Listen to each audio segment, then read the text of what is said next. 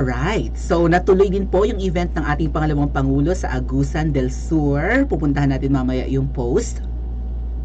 Despite the planting of, bomba doon sa opisina ng isang kongresista ng Agusan. Buti na lang hindi doon yung event, so madali sigurong natamnan yung lugar na pwedeng daanan ni VP Sara. Syempre, magko-courtesy call yan sa kongresista or politiko ng local government ng Agusan, di ba? So, pero doon sa mismong venue, syempre secure dapat yan, maraming tao, mahirap na kung matataniman ng bomba. Ngayon, kanino bang gawain yan? Syempre, gawain ng makakaliwang grupo.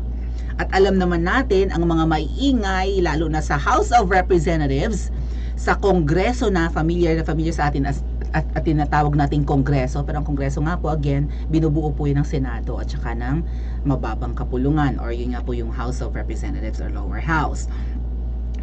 So, ang pinakamaiingay bumabatikos na ang gusto nilang i-insinuate ang ating pangalawang pangulo ay may mga korupsyon. Diyos ko po, korupsyon. Ba't hindi yung gamitin ang word na yan? Mga inanitan kayong Ate Fekapin po yan. Hello from Anemica. Thank you. Felma Kapin po yan. Ate Felma, thank you. Ang pinakamaiingay, ba't hindi pa naaalis yung mga yawa na yan, yung mga legal fronts na may maiingay na yan sa Kongreso, di ba? Na bumabatikos kay VP Sara, na kesyo, nakadispalko ng pera, nagsayang ng pera, ganyan-ganyan. Itong confidential, maraming memes na lumalabas patungkol sa confidential funds. At ang nakakalungkot dito, maraming nauuto itong mga politiko na ito. Mga public servants nating mga manlilinlang. At ang inaatake nga lang ay si VP Sara, hindi kasama si PBBM sa inaatake, na si PBBM naman ang nagbigay ng confidential fund. Kung ang confidential fund po ay illegal, masama at hindi 'di ba? Hindi kumbaga na-audit daw ng maayos, ay di alisin na yan sa lahat-lahat ng departamento. Ang tanong, bakit ang Office of the President dinagdagan ang confidential fund next year? Dadagdagan. Tapos inalis yung kay VP Sara. At alam naman natin kung saan ginagamit ang, babasahin natin yung post ni VP Sara. Medyo mahaba po ito, pero mabilis naman ako magbasa. Ayan, pero ito nga po yung balita kanina, 3 hours ago. Ito yung message ni VP Sara sa kanyang speaking engagement sa Agusan. O ayan ha. Alam naman natin kung saan gagamitin ni VP Sara ang confidential fund. Gagamitin niya yan para mapigilan, 'di ba? Matiktikan ang mga recruiter at galawan. Recruitment at galawan ng mga makakaliwa. Kaya sa message ni VP Sara kanina, no, parang ang pinakabuod ng message niya, Ate Leonora, thank you. Ang sino man, at tandaan daw na itanim daw natin sa ating mga isip ang sino man. Malakas ba masyado? Pasensya na, imbiyar na akes no? Gigil na gigil match akes. Parang baka ganito rin kagigil si VP Sara sa kanyang speech. Hold on. Pinararating niya sa lahat na kung sino man ang kukontra sa kanyang confidential funds ay kalaban ng mga Pilipino. Hello, Madam Sisa. Hello, mga kongresista. Baka may mga senador pa. Hello, traidorang ahas na malaki ang tiyan. Hello, Jollibee na walang amor sa tao. Na hindi gusto ng tao kahit gwapo. Kasi alam naman namin ang totoong kulay mo. Kapilyedo mo pa yung iniidolo naming kilalang babae nung araw. Hello sa inyo. Malinaw ang sinabi ni VP Sara. Tandaan natin at dapat talaga gawan to ng siguro quote card. Talagang i-quote si VP Sara na kung sino man ang kokontra sa kanyang confidential funds, kasi may mga confidential funds ang ibang mga agencies, departments, at ibang mga opisina, pati opisina nga ni Papshi, dilakihan ng confidential funds. So, hindi natin alam kung paano gagamitin ng opisina ni Kuting ang kanyang confidential funds. Baka para tiktikan ang mga kritiko niya, just like us, no, ng mga vloggers. Pero kay VP Sara, malinaw na malinaw. Thank you, Peter Place. Na kapag kinontra ang kanyang confidential funds, ay kalaban ng taong bayan ang kokontrang yan. At dapat maglista na po tayo kung sino ang maiingay at bumabati ko sa confidential funds ni VP Sara. Ekis sa atin ang mga yan pagdating ng 2025 elections at 2028. In fact, matagal na silang ekis sa atin. Ang problema nandyan ang lecheng smart magic na yawag. Nagigigil akes. Okay. So, ito nga pong sabi, those anti-confidential funds are supposedly enemies of the nation.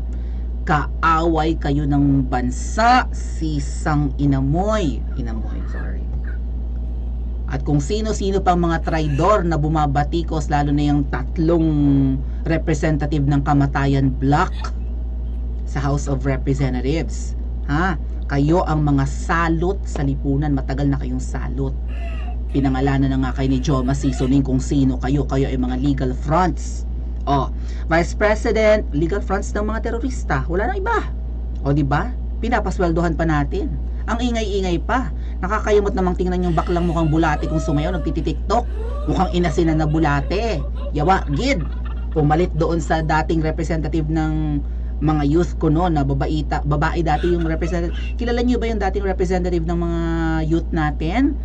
Yung babae dati may putok daw yun, akit ang bundok ayun pumalit, bakla na na mukhang inas ng bulate kapag nagsasayaw. Tapos yung isa pang representative ko no namin, ng mga kabaro ko. Diyos ko po. Ay baka mga kabaro kung mga makakaliwa. Yun. Okay. Vice President Inday Sara Duterte said anyone who attacks or undermines confidential funds allocated for peace and order, kasi doon niya ilalaan yun diba? Sa katahimikan at kaayusan, is naturally assumed to have insidious motivation. Diyos ko, parang movie na Insidious. Diba? May masamang motibo or whatever.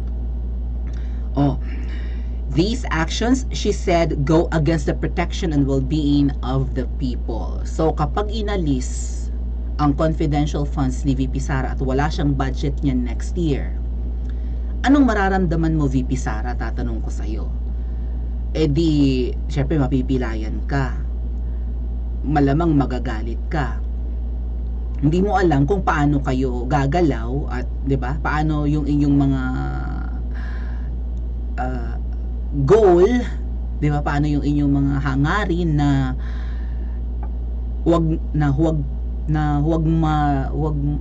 kumbaga mapigilan yung mga recruitment lalo sa schools. Nandun si VP Sara sa DepEd. So saan kayo huhugot ng budget niyan? Kung paano nyo titiktikan yan, 'di ba? Kung paano nyo kakalabanin ang mga kaliwa, kasi ang target ay ang mga vulnerable na mga bata, mga gullible, mga madaling mauto, mga, kung tutuusin, dapat hindi nauuto ang mga kabataan. Kaya lang syempre, 'di ba?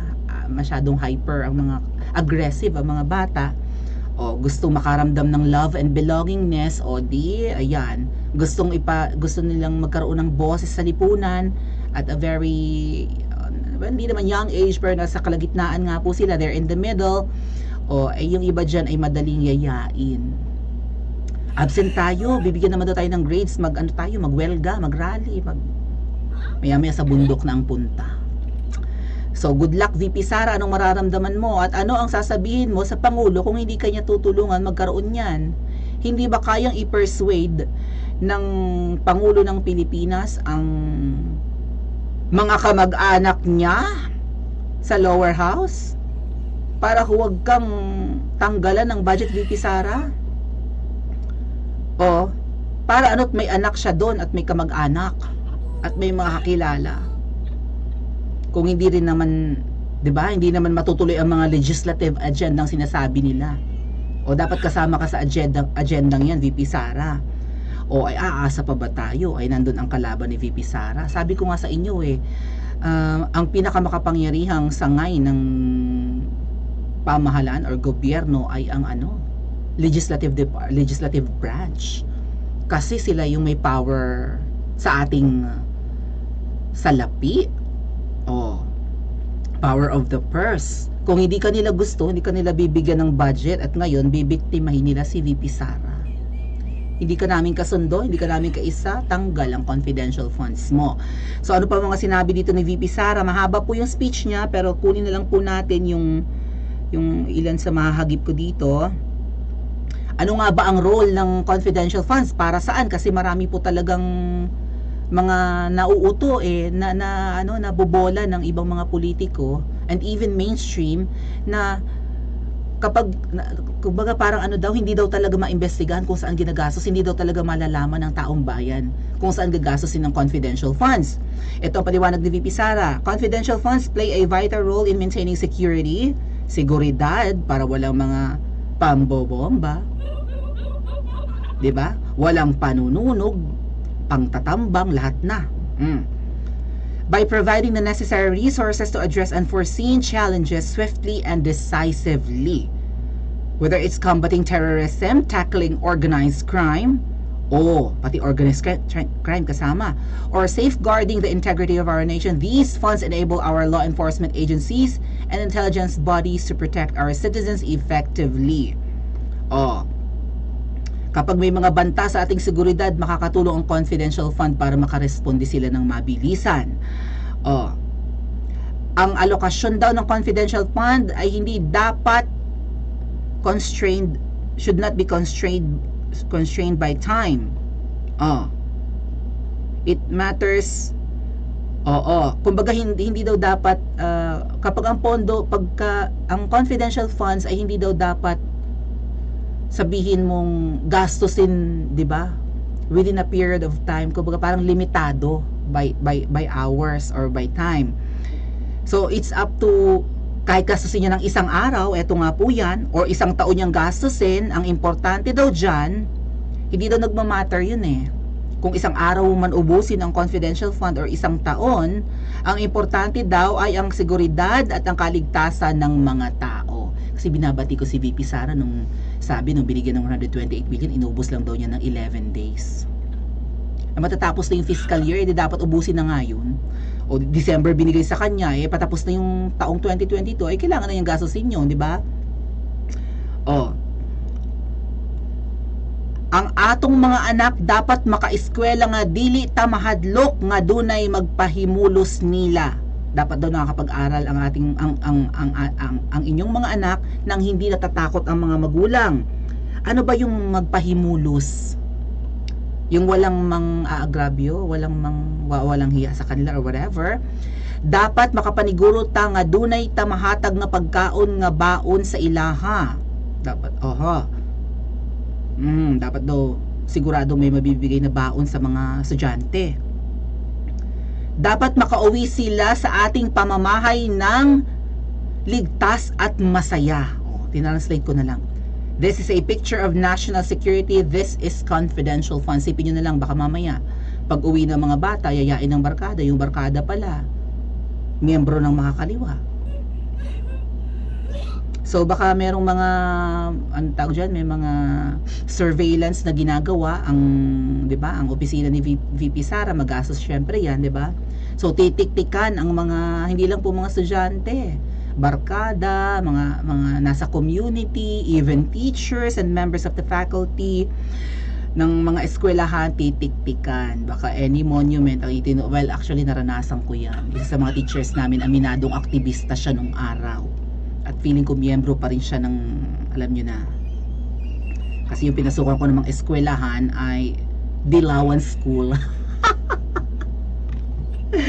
Kaya mga tinuturo ng mga teachers doon talagang, gusto ko talagang sagot-sagutin nga lang at baka babaan yung grades ko. So tumahimik na lang ako. I zipped my mouth in my college days, during my college days. So ayan,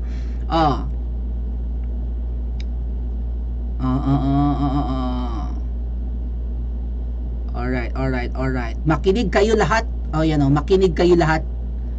Makinig kayo sa lahat ng sinasabi sa palibot nyo at tandaan ninyo, kung sino man kumukontra sa confidential funds ay kumukontra sa kapayapaan. So yung maingay na babaeng senadora na maingay rin patungkol sa usapin sa China, gusto talaga nilang i-demonize ang China, di ba? Palabasin na yan ang ating oppressor. Diyos ko po, baka ikaw ay bayad ng totoong oppressor, madam. Kung sino ang kumukontra sa kapayapaan ay kalaban ng bayan. Marami yan. Diyos ko po, kahit nung bata naman yung babaitang yun eh, balita ko, aktivista naman talaga yun nung araw. Oh. So, ayan ha, sino ang mga guilty? Nagsalita na ang pangalawang, oy nga pala, hindi ko lang alam kung ibabalita ng, well, at least nabalita ng isang article ng, ito, yan, sa Politico or politics.com, binalita itong sinabi ni VP Sara. Hindi ko sure kung binalita to ng mainstream. Nag-scroll ako ng bongga, wala akong nakita. Ewan ko kung binalita to ng mainstream. Even yung muntikan ng pagpapasabog sa opisina ng kongresista doon sa lugar na pinunta ni VP Sara, hindi rin po binalita. Sino ang nagbalita lang ng nakuhang asabay, ni-ready ko yun dito eh. Wala. Hindi ready ko yun. Hold on. Wala talagang nagbalita, mga ate at kuya. Yung may improvised ayan, explosive kinematic, yung IED, ayan oh. Walang nagbalita niyan. O yan. Dalan haduol sa Kapitolyo o Capitol Road gisira kay Kamulo gisusi sa kapulisan ang usa ka color orange object. Ang hirap i-translate. Daan papunta, tama ba? Basahin ko muna sa Binisaya. Tingnan ko kung kaya ko i-translate. Iba kasi ang aming dialekto. So, gabi sa Agyanon paingon sa Congressional Office sa Agusan del Norte, kontrolado na sa kapulisan ng area na ang team sa EOD. Ito yung nangyari kahapon. Yung daan papunta sa Kapitolyo o Capitol Bonbon Road, sinarad dahil inusisa ng mga kapulisan ng isang color orange na object na pinagdududahang isang improvised explosive device na iniwanan sa daanan papunta sa Congressional Office sa yung kahapon. Tingnan nyo, ang nagbalita, local radio lang. Hindi ito ibinalita ng media. Pagpatungkol sa pangalawang pangulo natin, kung hindi kasiraan ni VP Sara, hindi nila ibabalita. Namiligro at pwedeng mamiligro ang buhay ng ating pangalawang pangulo, may nakuhang pampasabog doon sa pwedeng daanan ni VP Sara. Deadma ang media. So, ito bang media ng Pilipinas, itong mga makakaliwa, sorry sa mga pinklawan, pero marami sa inyo ay dilaw naman talaga. At ang mga dilaw ay known to be supporters of the makakaliwang grupo, di ba? And ngayon, yung mga ibang pula na rin, ibang supporters ng Kuting ay anti-VP Sara na rin. So, lahat ba sila ay magkakasabwat na? Gaano karami ang salot sa Pilipinas? Napaka-powerful nila eh. 'Di ba? Anong laban namin mga pipitsuging vloggers sa mga yan? Kami lang naman ang umiimik. Kami lang naman ang tumatayo para sa baby katarungan, kabutihan. Bahala na kayo mag-isip. Para sa tama. Parang puro para sa mali ang samahan ng mga yawa ngayon. Mapa media, mapa pinklawan, dilawan. Sorry sa mga pinklawang nandiyan. 'Di ba? Anong laban namin sa mga yan? Wala. Good luck na lang. Good luck Philippines. Kasi parang pinamumugaran na ng demonyo ang bansa natin. Pinamumugaran and pinamamahalaan kaya ng mga demonyo. I-comment dyan sa comment section at mag-like and subscribe din po kayo.